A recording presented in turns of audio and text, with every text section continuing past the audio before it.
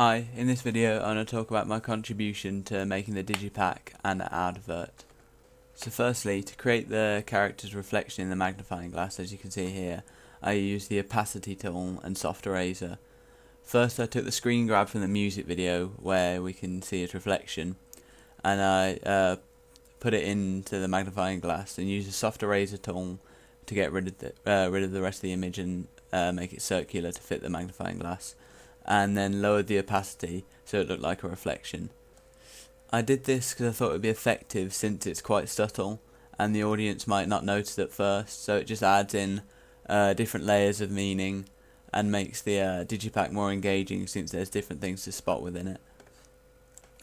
Moreover, it continues a theme of introspection that was present within the music video. Since the character's looking into himself, it creates a continuity between the music video and the Digipak. For the background in this image, where we can see this almost oil blotches, what it looks like in the background, I used the transfer photo filter, and so this is just the abandoned building in the background, but the photo filter distorts it, and this distortion really reflects the genre and the sort of distorted nature and chaotic nature of rock music.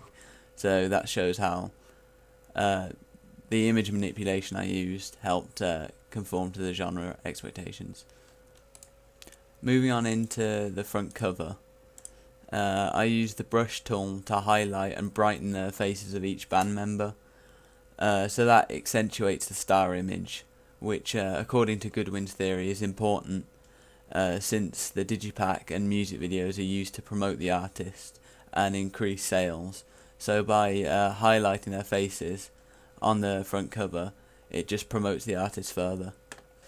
The choices I made for the song names were important as well, as I needed them to reflect the audience expectations.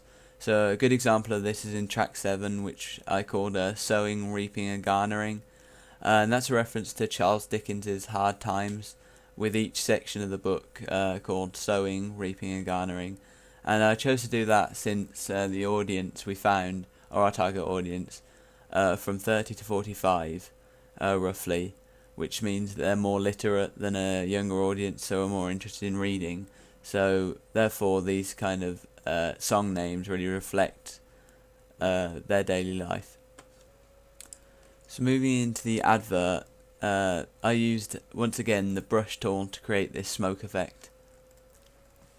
This smoke effect I thought was effective because it really helped bring together all the elements within the advert. And that's because it gives a lot of texture to the typography. You can see how it overlaps in this bottom left corner over hunters, and it helps embed it into the advert and almost make it 3D, so it's not just standing on the top of it. And also it conforms to the conventions of the genre because smoke's quite mysterious, so it amplifies those darker themes that you expect within post-punk music.